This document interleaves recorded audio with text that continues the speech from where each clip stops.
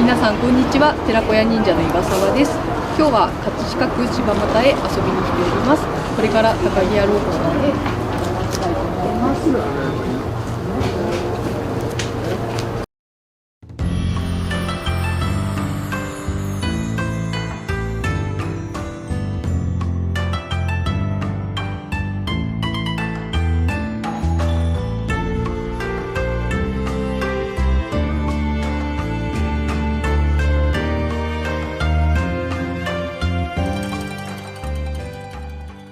はい、皆さんこんにちは、寺子屋忍者の岩沢です。今日はこちらの、葛飾区柴又にあります高木屋老舗さんへお邪魔しております。これから7代目の石川郁夫さんへインタビューさせていただきます。どうぞよろしくお願いいたします。よろしくお願いいたします。早速こちらのお店の成り立ちを教えていただいてもよろしいですか。はい、当店は大釈天というお寺がありまして、そこに参拝に来るお客様相手に草団子をお出しするところが始まったと聞いております。7代目になられるので、じゃあ初代がここに参道ができた時にお店を出されてっていうような形になられる。分かっているので今7代目と聞いているので、実を言うと創業も明治元年ということにさせていただいているんですけれども、その前から実を言うと農業をやりながら、大釈天って60日に一度更新という縁日があるんですけれども、その時だけ最初は農業をやりながらお店を出すという形をとってて、それがやっぱりお客様がたくさん来るからこういう形になったと聞いております。ですね、更新の日って徹夜してなきゃいけないんですよ。更新の日に眠ると人間の体にいる三子の虫っていうのが飛び出して天帝様に日頃の悪事を伝えるから、その日は起きてなきゃ、悪事伝えられると自分は短くされちゃうらしいんですよ。だからその日は起きて、虫が出るのを見張らなきゃいけないというそんなやつがございまして、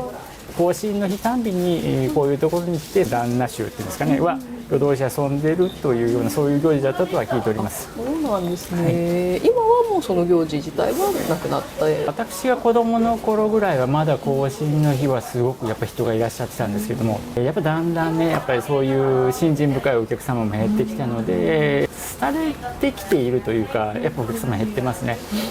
これからちょっと我々も PR して更新の日にもう少し人を戻すようにやっていこうかという話はしておるところです。今7代目になられて、今お父様と一緒に高木屋老舗さんの方をされてるかと思うんですけれども、何か苦労されたこととか、ちょっとコロナとかでやっぱりね、この辺りも結構観光地なので影響あったかと思うんですけれども、何かあれば教えていただけますか。そうですね、実はね、数年前から事業承継の話でちょっと出ていたんですけれども、やっぱり私が以前所属してた青年会議所という組織が終わってから考えようねっていう話でちょっと徐々にやってたんですけれども、終わった途端にコロナになってしまいまして、ちょっとやっぱね売り上げというのが減ってしまって、ちょっとそれどころじゃないよね、今とりあえずそこは後にして売り上げをね戻す方が先だよねっていう話をしているところですね。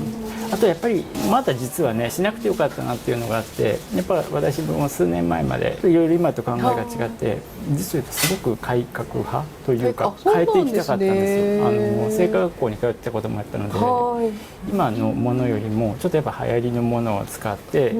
いろんなものを作っていこうかなというのが思ってたんですけれども、でもこの青年会議所という組織とか、別の会でもいろいろ学ばせていただいて、変えていくことはもちろん正しいことだと思うんですけども、でも今のお客様を大事にするっていうことは、今のお客様は今のうちが好きだから来ていらっしゃってるので、やっぱその人たちを大事にしなきゃいけないなと思いまして、そのまま残せるものは残しながら、別ラインでちょっと改革をしていく方向でいこうかなと今考えておるところです。結構青年会議所はちょうどね、石川さんと私も知り合いにならせていただいたのがその青年会議所なんですけれども、結構ねいろいろ大量な注文とかしたりとか、飛行機に乗ってお団子を届けてとかって、なんかいろいろ全国各地回られてるかと思うんですけれども、なんかそういうエピソードみたいなのが、なんか面白いエピソードとかちょっと持っていくだけでもかなり大変そうだと思うんですけど。そうですね、実は現役の頃はなるべくお断りはしてたんですよ。やっぱり自分の学ばせていただいている会で商売するのって気分良くなかったので、いえいえで、卒業した後にやっぱりまたご縁をいただいてご注文いただいて、先日ね大分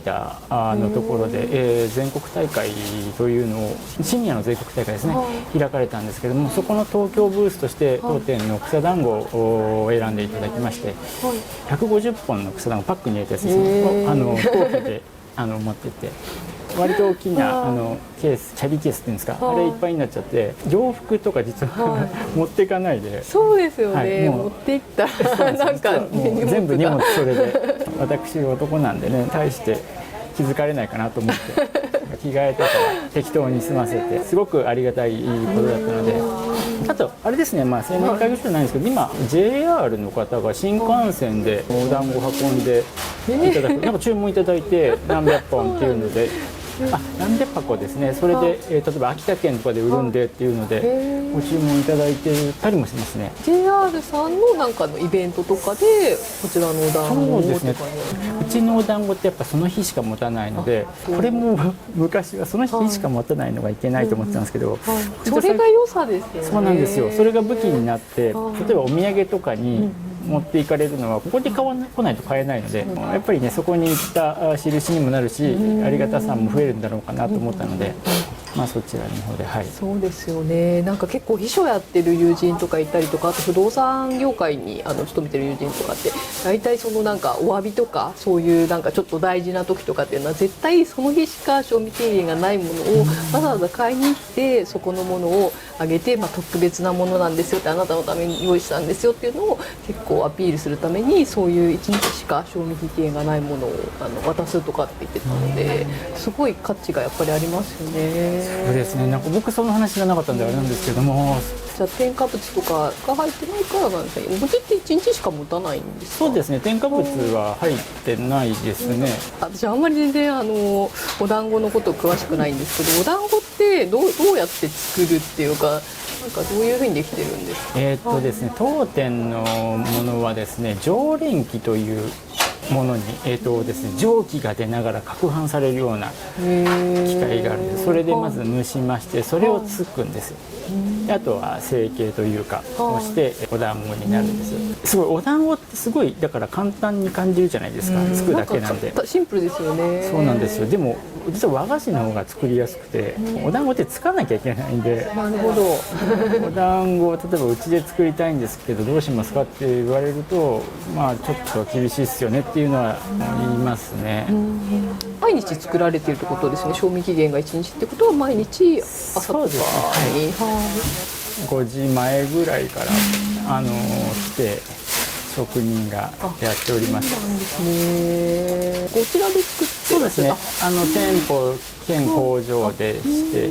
住居でもあるんですよ、ずっと。全部がここで完結してみたいな。っていうかわかんないんですけど、重要文化的景観っていうのに選ばれた町でして、でその要件が店舗兼住居があるみたいなのが確か入ってて、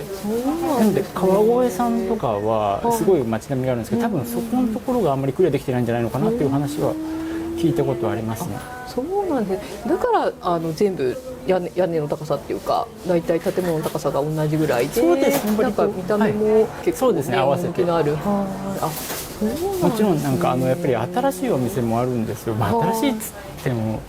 どのぐらいが新しいのか分からないんですけど、でお隣の船橋屋さんなんかも割と新しいお店なんですけども、やっぱりその街並みに合わせてちゃんと建てていただいたりして。ちなみにこちらのお店は築何年ぐらいなんですか？ですね、骨組みとかが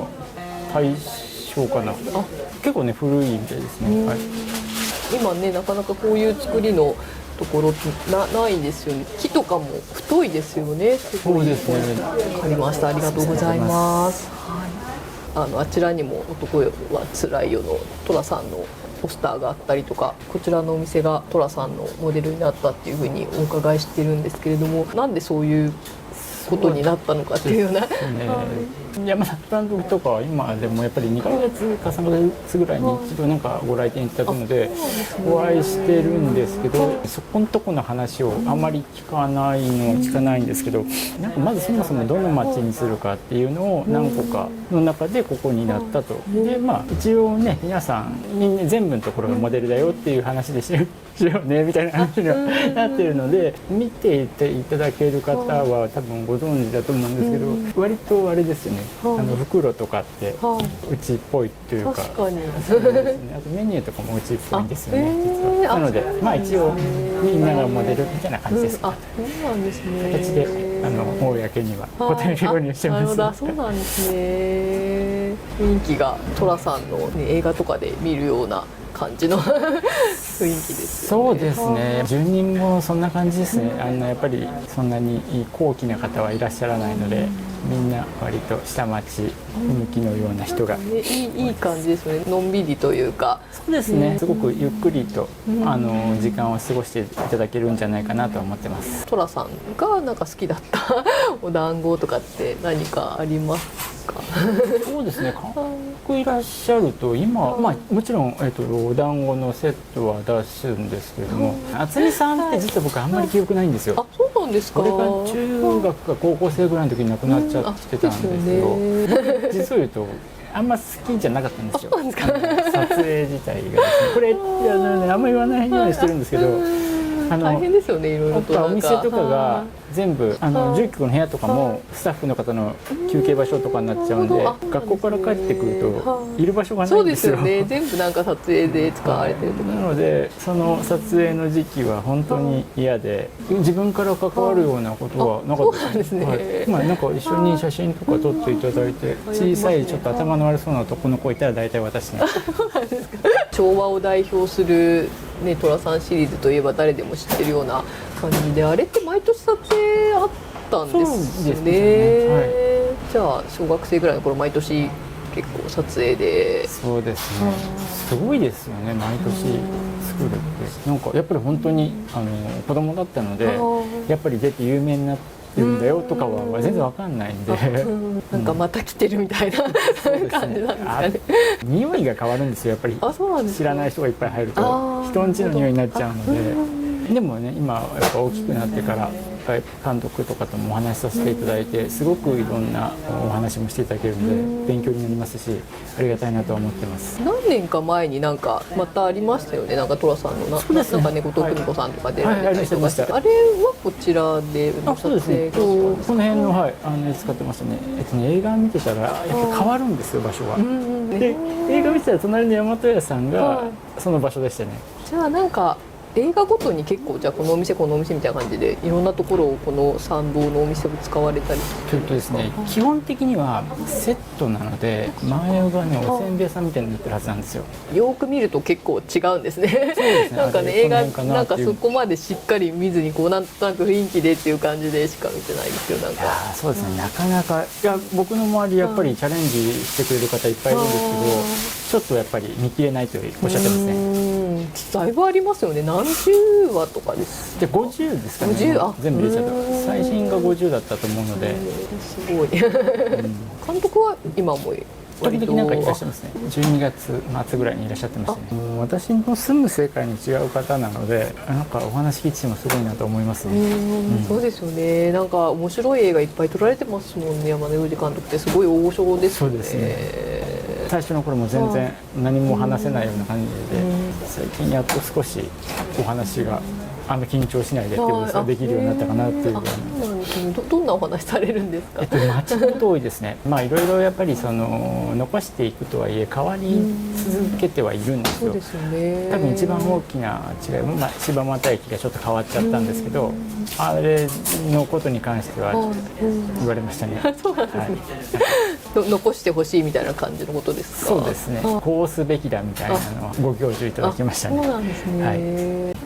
なんかね、駅とかもこの街の雰囲気とかも大事にされてるのかなと思うんですけど。そうですね。でもやっぱり古くなったものは変えないとちょっと安全上良くないという問題もあるので、そこのところとやっぱね戦いながら頑張ってますね。やっぱ残していこうという気持ちはあるので、はい。ですよね。なんか駅前のファミマさんかなとかもなんかちょっと色が普通のファミマと違って京都みたいな感じでしたね。そうですね。あそこはやってくれたみたいですね。なんかやっぱりねこの辺の街並みの雰囲気もなんか全体がこう統一感ありますもんね。そうですね。いろいろお店内に素敵な置物があるかなと思うんですけども、こういうものもあれなんですか？そうですね。撮影に行った際にそのお土産としてなんか地方から持ってきてくれるみたいですね。いろんなものそういうのとかもそうですし、うち結構飾ってあるのがなんかもらうものが多いんですよ。そうなんですね。よく分かってないんですけど、なんかいただいたものをそのまま飾る癖があるみたいで。でもいいですね。こちらもあれですよね。そうですね。それ上のやつはいただいたものですね。右のやつもそうですし。なんか辺りにある賞状とかはなんかどういったものなんですか？なんかあれはなんか昔割と有名な職人がいたみたいで、はい。そうなんですね。なんか職人さんも結構特殊というか、やっぱりここで習って覚えないと作れないというか、お団子とかも水分量とかが違ったりとか。団子の方の職人はもう確実にそうですね。多分私学校にいた時には学校の先生もうちの粉でお団子を作るのがちょっと厳しかったみたいなので、うちの人間は多分外でお団子を作れないんじゃないかなと思ってますし。じゃあ全然別物なんですね。そうですね。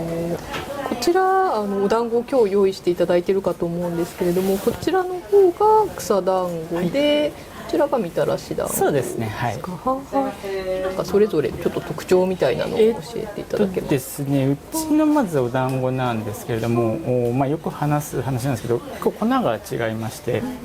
普通の上新粉ではないんですよ。今僕が知ってるだけで工場3軒目なんですけど、2軒目1軒目僕の知ってる1軒目は、うちの隣がお米屋さんだったんですよ昔。お好み焼きお米屋さんです。そこの人が特製でやってくれてたんですよ。そこでお米をなんか粉にしてくれてたんですけど、でそこの人がお米屋さん辞めるってなって、でいろんなところを探したんですけど、全くもって同じような粉がないっていうことに気づいて、で知り合いの材料屋さんがそのお米屋さんの機械と従業員さんを雇ってくれて、全く同じものを作ってくれたんですよ。すごいですね。でその後ちょっとその材料屋さんもちょっときつくなってきたという話になってきたので、今度そのお米を大きな工場に持ってって同じの作ってくれって言われて、結構半年ぐらいかなかけてできたのが今の粉でして、なのですごい探しても、そこの会社行けばね同じものくれって分かるんですけど、なかなかないものだなというのを思ってます。大きな違いは水分量が違うんで、手触りでも全然違うんですよ。分かるぐらいで、こっちの方が水分が多いんで、上新粉の俗に言われる日向臭さっていうのがなくて、臭みのなくて滑らかなお団子になってるはずですね。そうすると何が違ってくるんですか？そうですね、食感が違いますね。お団子ってコシがあるのがいいってされてるんですけど、うちのものはもう全然ないので食べやすいですね。草団子なんですけども、よもぎ、昔はねやっぱりその江戸川で摘んだよもぎを使ってるっていうのがあれだったんですけども、見られたら分かると思うんですけど、江戸川って川なんですよ。そうですよね。なんかこう坂みたいになってますよね。でやっぱりさすがにどう考えてもあそこで摘んだよもぎを使うのはやっぱりペットさんとかがいるのでちょっとおかしいという話で、今はあれですね、茨城と岩手の方に畑があって、そこからで作っていただいたのを仕入れてるような形になってます。そうなんですね。じゃあそれも細かくっていうかそうですね、ある程度の量を収穫して用意しておかなきゃいけないので、冷凍したものなので割と風味が良いのは良いんですけど、やっぱりよもぎ繊維が結構多いので、定期的にやっぱりお叱りを受けちゃいますね。繊維が異物じゃないのって言われて、でもちろん取り寄せて調べると繊維ですっていうので大丈夫なんですけど、本当ちゃんとしたの使ってるんで、粉とか使えばねもっといいんでしょうけど。これよもぎの上に乗ってるのはあんこですか？そうですね、粒あんになりますね。そうですね、あんこはですね、使っている方ねいっぱいいるのかもしれないんですけど、うち蒸気とほうきんの釜を使ってるんですよ。火とかで温めるんじゃなくて、釜となんかその外側の間にちょっと隙間があって、そこに蒸気を入れて、練ることによってふっくらとしたあんこができると、あと色合いのいいあんこができるっていう話は聞いてますね。確かになんか色が綺麗ですよね。なんか小豆色ってまさにこういう色なんですかね。こういう綺麗な色ですよね。やっぱりその2層になってるんで交渉するんですよ。で維持コストがかかって。まあでもそこはまあね、お団子のその粉とあんこのその釜だけは絶対譲らないポイントなので、なんとか頑張っていこうと思ってます。なるほど、なんかいいですね。昔からじゃあ味は変えずに何十年何百年ですかね。なんかそうですね、まあ私の知る限りはそう味変えてないですね。結構味濃いんですよ。なので、なのでやっぱりその昔ながらの味というか上品な味じゃないので、あんことかも割とその時代に逆らって割と糖度が高いあんこで、でもなんていうんですかね、ちょっと誤解されてる方がいらっしゃるんですけど、うちのあんこ食べて甘くないくて美味しいよねっていらっしゃる方がいるんですよ。変な風か甘味料とか使ってないから、その残らないだけなので、甘いのは甘いですし糖度が高いのは高いので、そこはあれだなとは思ってますね。そうなんですね。じゃあ私たちが感じてるなんかその甘さって糖度イコールではないってことですよね。そうですね、実はあれ言うと糖度と甘味度っていう両方があって、甘くないっておっしゃる方は多分そのちゃんとした甘さじゃなくて甘味料の後に残る甘さが普通になってるんじゃないかなと思ってるんで。そうですよね。なんか合成されたね、なんかお団子とかも多いですもんね。普通になんかきっとね、スーパーとかで買うのってお団子1日じゃないですよね。きっと賞味期限とかもね。だからすごいなって思ってますね。もちろんいろいろ入れたり入れなかったりすると思うんですけど、水が違ったりもすると思うんですけど、きっと作り方が違うのかもしれないですよね。そうですね。なんか一時期父がそういうのを研究してた時があって、やっぱりいろいろ水もチャレンジしたんですけど、途中からなんかその水使うとちょっと胸焼けする気がするとか、そういうのがあったので、普通のでこうよって話になって、だって誰も多分求めてないんで、うちのものにその革新的なそのあれをなんか、ね、逆になんか昔ながらの味の方がなんかいいですよね。こういうなんか雰囲気もあるお店ですしね。そちらの方で進ませていただこうかなとは思ってます。すごい素敵ですね。こちらみたらし団子の方はそうですね、こっちは塩分みたいなの割と強めで、小さい子とかがすごく好きですね。私中の喫茶でいろいろ運んだりもするんですけど、結構小さい子とかは1本食べると結構おかわりとかされてる方多いですね。そうなんですね。やっぱりちょっと普通のみたらし団子とは味付けが違うんですかね。お醤油なんですよ。しょっぱいと思います。何がこのなんかキャラメル色というか。これはあれですね。醤油と砂糖とみりんですね。なるほどなるほど。色ですね。後でいただくのが楽しみ。あと片栗粉が入ってるんで、とろみつけないと入ってないので。そうですよね。こちらなんかお団子の形って同じような形が多いような私のイメージなんですけど、ちょっとずつ違うじゃないですか。これってなんか手で作ってるとかなんですか。そういうわけではなく、一応ちょっと機械でさせていただいてるんですけど、うちのお団子がまた特殊なので、機械もうちの団子用の機械みたいになっちゃってですね。草団子は特にコロコロって出てくるような感じです。だからなんかちょっとずつ違うんですかね、形が。そうですね。コシがあるお団子だと綺麗に形になるんですけど、うちやっぱり柔らかいので、やっぱどうしても形が汚くなりがちですね。水分の量が違うからなんですかね。なんかでも柔らかいのかなって思います。なんかこう見た感じでも。そうですね。柔らかめですね。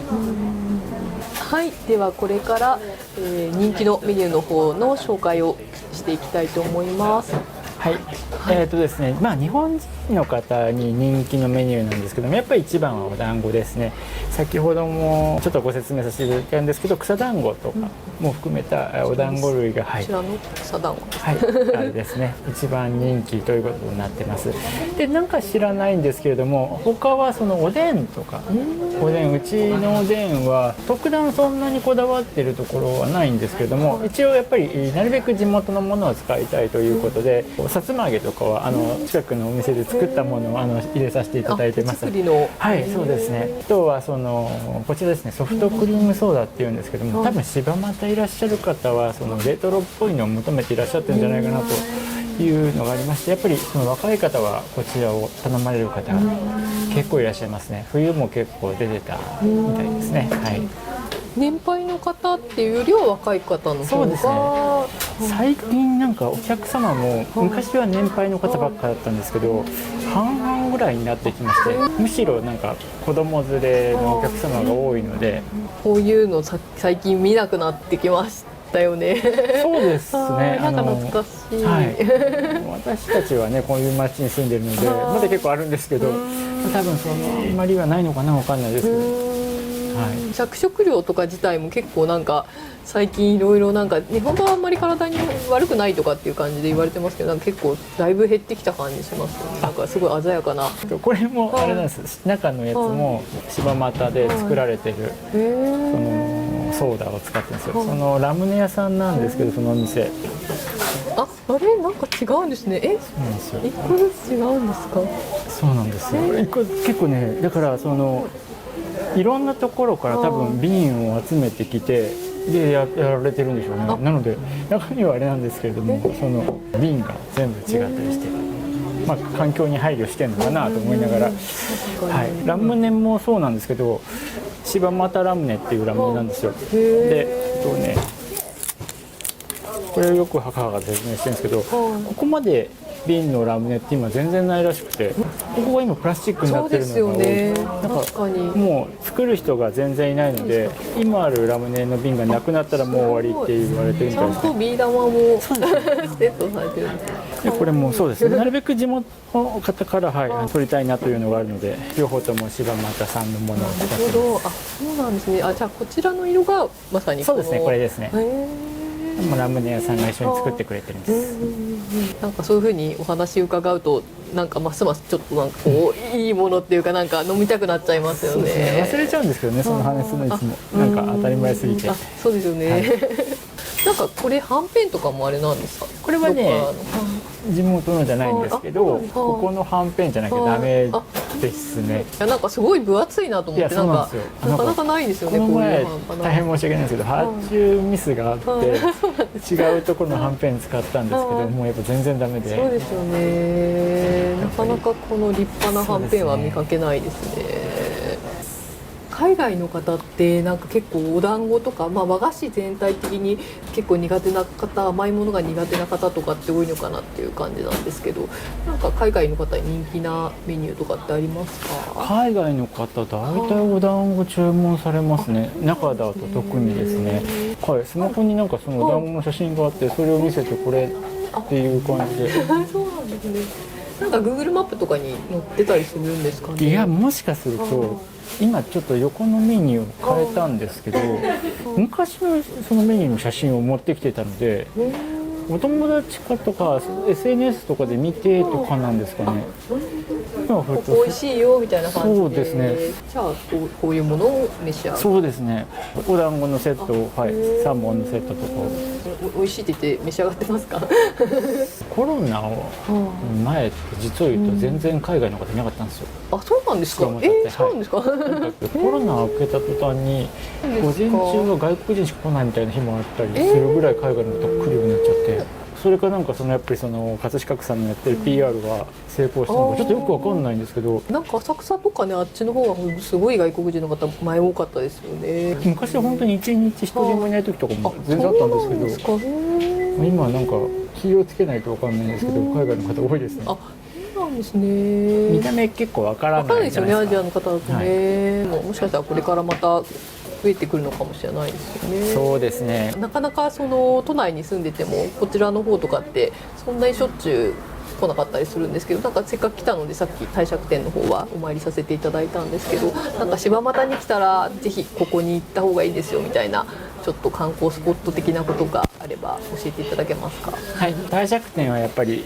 外せないと思って、やっぱりそのね全面彫刻がされているので、結構やっぱり、迫力はあるんじゃないかなと思って。でですね、これ意外と知られてないんですけども、山本亭っていうところがあるんですけど、あそこが日本庭園ランキング、詳細ランキングのなんか上位山本亭、はい、もう3位4位をずっとなんか繰り返してて。見には行かれたことはあるんですか？もちろんはい、どういう感じなんですか？落ち着く家みたいな感じ。机みたいな。本当そうなんです。中に入っていただいてお茶とか飲んでいただいたりもできるんですけど、結構そこでなんかいろいろやってる方いらっしゃいますね。帝釈天って食べ物なんか五穀豊穣みたいな感じでなんかそういうのを祀られてるところなんですか？なんかそういうわけではないんですかね？帝釈天って多分戦いの神様なんじゃないかなっていうのをちょっと思ってますね。はい。なんかお参りに来る人ってなんか受験とかいろいろなんかこう商売繁盛とかいろいろあるじゃん。そういうので言うと戦いなんでのでもね、はい、何年か前は錦織さんとおしてたみたいですね。なるほど、そうですね。スポーツ選手とかがじゃあ試合とかに、なるほど。なんかこう煙をこうなんですか、なんかあるじゃないですか。あれって言われみたいなのってなんか悪いところが当てるといいって言いますよね。そうなんですね。じゃあ今日はお時間いただきました。ありがとうございました。私たちの寺子屋忍者の YouTube では国内ですとか海外の方にご覧いただいてまして、日本文化を発信していくっていうような YouTube のチャンネルになってるんですけれども、見ていただいている皆様に一言お願いいたします。そうですね、柴又はそういうなんか素晴らしいような日本文化はないんですけれども、やっぱりその昭和の頃からもっと前からですね、続くような日本文化、地域の人の文化というのが残っている町だと思いますので、興味があったらぜひいらしていただければと思います。よろしくお願いいたします。ありがとうございます。ありがとうございました。お店のここに来たらこれを食べてくださいとか何かあれば。そうですね。やっぱうちの団子類は持たないので、ぜひともね柴又に来た際には一度ご賞味いただければと思いますので、よろしくお願いいたします。今日はありがとうございました。ありがとうございました。はい、今日は高木屋老母さんへお邪魔させていただきました。皆さんいかがでしたでしょうか？この動画が気に入っていただけましたら、いいね、チャンネル登録お願いいたします。どうもありがとうございました。